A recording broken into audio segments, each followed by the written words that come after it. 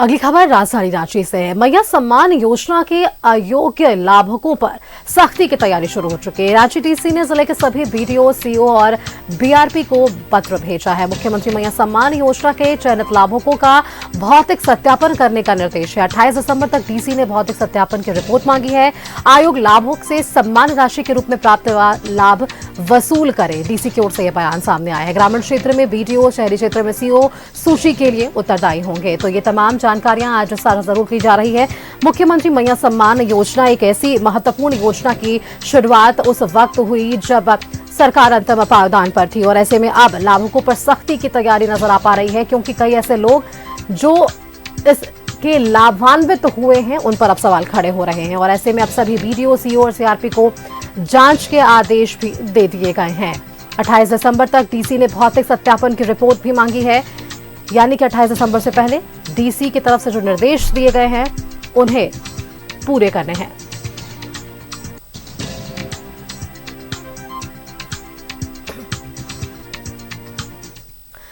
और इसी खबर पर न्यूज रूम से हमारे संवाददाता दीपक उराव हमारे साथ जुड़ रहे हैं। दीपक का रुख करते हैं। दीपक, 2024 के विधानसभा चुनाव को आप देखेंगे, उस वक्त मैया सम्मान योजना का जिक्र काफी जोरों शोरों से हुआ। उस वक्त ये बातें हमेशा से कही जा रही थी कि इस योजना में फॉर्म भरने में परेशानी आ रही है, कई लोगों ने फॉर्म भरा तो पैसे नहीं आए, और अब जब ये योजना की शुरुआत हो चुकी है, 4 किस्त 5 किस्त जा चुके हैं लोगों के खाते में, अब जांच के आदेश दे रहे हैं डीसी। मैया सम्मान योजना के जो अयोग्य लाभुक हैं उन पर सख्ती बरतने की ये कोशिश है। जी बिल्कुल, देखिए, झारखंड विधानसभा चुनाव से पहले हेमंत सोरेन की सरकार के द्वारा एक योजना लेकर के आई, मैया सम्मान योजना, जो सीधे महिलाओं के खातों में डायरेक्ट जो है वो कैश जो है वो दिया जा रहा था और दिया जा भी रहा है। 1000 रुपया पहले दिया जा रहा था, जो 3 किस्त तक जो है पैसा सरकार के द्वारा दिया गया और महिलाओं को इसका लाभ मिला। अब इस माह यानी कि दिसंबर माह से उस योजना के तहत जो 1000 रुपया दी जा रही थी उसे बढ़ा करके अब 2500 रुपया दिया जाना है। लेकिन महिला बाल विकास एवं सामाजिक सुरक्षा विभाग के निर्देश पर डीसी के द्वारा एक पत्र जो है वो जारी किया गया है, जिसमें प्रखंड के बीडीओ और अंचल के सीओ को निर्देश दिया गया है कि वैसे लाभुक जो इसके लिए एलिजिबल नहीं है, उसके लिए जो कैटेगरिया रखा गया है उसके तहत उसका भौतिक जांच जो है वो करेंगे और उसके बाद 28 दिसंबर तक उपायुक्त यानी कि डीसी को उसका रिपोर्ट दिया जाएगा। उसके बाद वैसे लाभुक जो एलिजिबल नहीं है, इस योजना का लाभ उन्हें नहीं मिलना है, तो उस पर जो है कहीं ना कहीं कार्रवाई होगी। कार्रवाई के तौर पर कह सकते हैं कि जो राशि उनको मिल रहा था वो राशि से उनको वंचित किया जाएगा। तो ऐसे में महिला जो उनको मिल रहा था, जो एलिजिबल नहीं होंगे, तो उसको मिलने वाली जो लाभ है, जो पैसा मिलता था वो पैसा अब नहीं मिल पाएगा।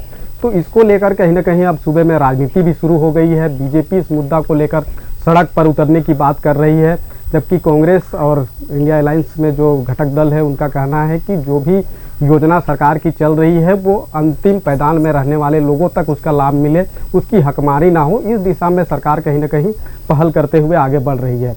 लेकिन अब बीजेपी सड़क पे उतरने की बात कर रही है, तो कहीं ना कहीं ये मुद्दा जो है एक बड़ा मुद्दा कहीं ना कहीं बीजेपी इसको बनाते हुए दिखाई दे सकती है आने वाले समय में। और जिस तरीके से बीजेपी सवाल खड़ा कर रहा है कि चुनाव के वक्त महिलाओं का वोट लेने के लिए जो है इस योजना को शुरू की गई, उस समय जो इसकी आहारता जो रखी गई थी उसको उस वक्त क्यों नहीं ध्यान दिया गया, जिसकी बात अभी की जा रही है। उस वक्त आधार कार्ड और वोटर आईडी कार्ड और लाल कार्ड जो जन वितरण प्रणाली के तहत जो कार्ड निर्गत होता है, तो यही 3 जो डॉक्यूमेंट है वो मांगे गए थे।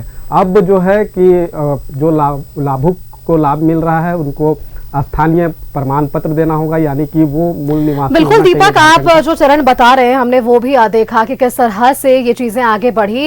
वादा था दिसंबर के बाद से 2500 रुपए देने का। एक तरफ सरकार ये वादा कर रही है कि 2500 रुपए देंगे मैयाओं को और सम्मान दिया जाएगा इस तरह से, वही दूसरी तरफ आप देखिए जांच उस पर आगे बढ़ रही है। कैसे इस दोनों को साथ में लेकर चलेगी राज्य सरकार? देखिए, ये एक ऐसी योजना है जिसके तहत जो पैसा सरकार महिलाओं को सम्मान के तौर पे जो दे रही है, इस पर राज्य सरकार के राजस्व पर एक बड़ा जो है वो असर पड़ रहा है। महिलाओं को जो पैसा दिया जाना है वो पैसा से दूसरे जो काम होने चाहिए थे डेवलपमेंट के, वो काम भले ही हो, लेकिन सीधे तौर पे कहीं ना कहीं राज्य सरकार के राजस्व पर एक बड़ा असर जो है वो कहीं ना कहीं पड़ रहा है। तो इसी को ध्यान में रखते हुए राज्य सरकार के स्तर से ये प्रयास किया जा रहा है कि जो योजना के तहत लाभार्थी को लाभ दिया जा रहा है और जो इसके लिए अयोग्य है, जिनको ये योजना का लाभ नहीं मिलना चाहिए, तो वैसे लोगों का जो चयन है वो फिलहाल सरकार करने की दिशा में आगे बढ़ रही है। तो अब देखना होगा कि जितने लाभार्थी को लाभ मिल रहा है उसमें से अब कितने लाभार्थी जो है वो अयोग्य होते हैं, जो जांच की जा रही है, जो जांच का आदेश डीसी के द्वारा जो दिया गया है।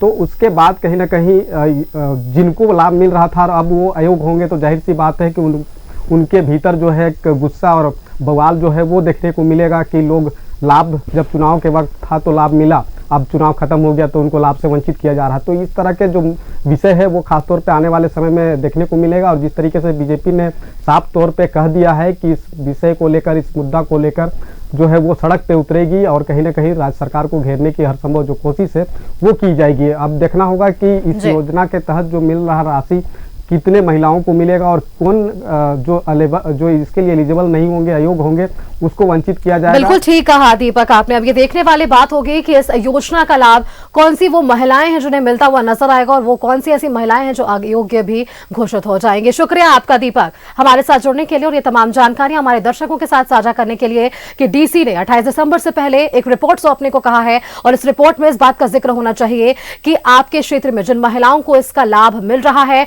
वो क्या इसके लिए योग्य हैं या नहीं।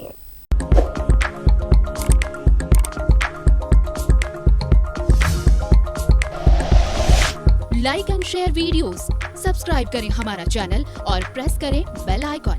न्यूज़ 11 भारत, सच है तो दिखेगा।